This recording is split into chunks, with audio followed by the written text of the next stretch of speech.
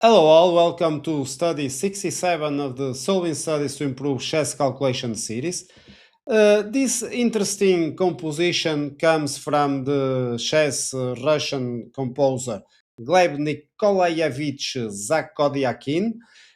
He produced around 250 studies, and I find this really interesting because it brings a new idea to the possibilities one that it's trying to solve starts to have.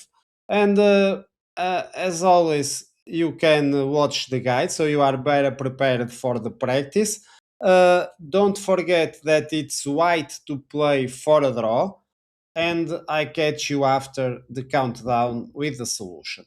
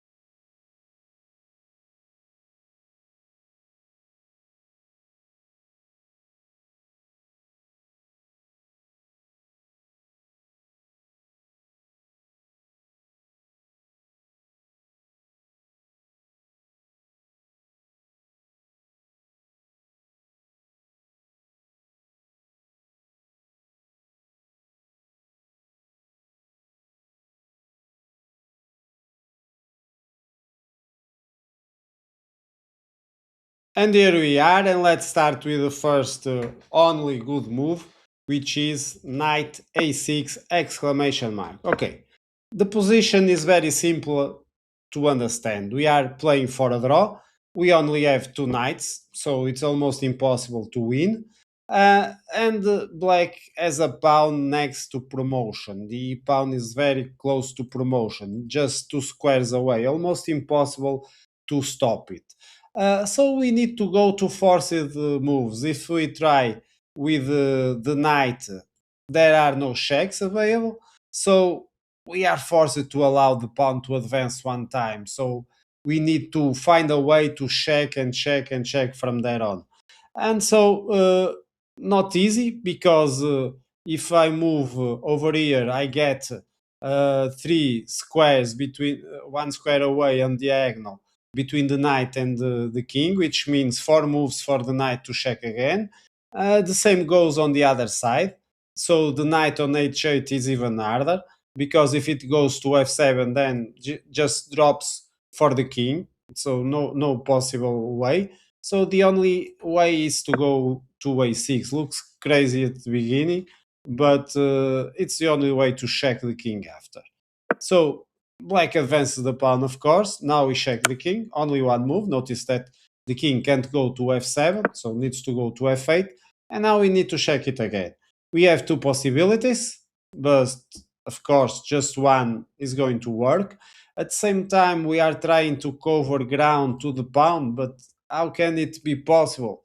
And it's not going to be possible. The only idea that is the solution is to go with knight e6 check. So now the king needs to move again. Has two options. If it comes back, well, then we just repeat the position. So needs to go to g8. Now attacks our knight, and we need to move. And the let's say the critical situation is more or less over here. We need to find how to solve this one because on the next move, black will promote. We have no possibility now to stop it. So we need to find some resource, and the resource is very ingenious. He plays knight f7. Brilliant. Okay. The idea is if the king takes the knight, well, I will have time to grab the pawn with check. The king comes, and now I am controlling the pawn. I can show you this line just with some moves. So the king now is going to control the backwards pawn while our knight controls the forward one. And it's impossible for black to promote because I will always be controlling the promotion square. Okay, I can't win, but it's a draw. So, uh, not being possible for the king to take the knight, notice that the king also has not many possibilities. And if the king goes, for example, not a very intelligent idea, of course. Well, any knight can come, and now we are again controlling the promotion of the pawn. Uh, so basically, after this brilliant move, black promotes to a queen. And now the idea must have some sense, and it's very interesting. White plays knight f g5. I should have an exclamation mark over here. And suddenly, notice what is happening. The knights are protecting each other, so they are a fortress, and at the same time, they are controlling the escape of the king. So they have placed the king in a jail. There's no way the king can break from it, which make it impossible then for white for the queen for black queen to checkmate our king. We just need to stay away from the corner. So don't make the mistake of allowing to go there. Let's see, for example, if we play stupid, that's the only way to lose this one. And now, for example, I go to the corner, then the queen will be able to corner our king alone and force on the next move to the knights to move. And after one simple move from the knight, the queen then grabs one knight, and then it will be game over for white. But if we are just careful and not allowing the king to go to the corner, like for example, if black goes with queen d1, then we move the king, always staying far from the corner. Okay, we are going to get our desired draw, because it's impossible for black to break the fortress and to release the king from this prison that the knights were able to create. Very ingenious, very interesting. And if you look for again to the starting position, who would imagine this would be the right technique? Another technique we can use in future ones. Hope you have enjoyed this one, and as always, I see you in future studies. Bye bye.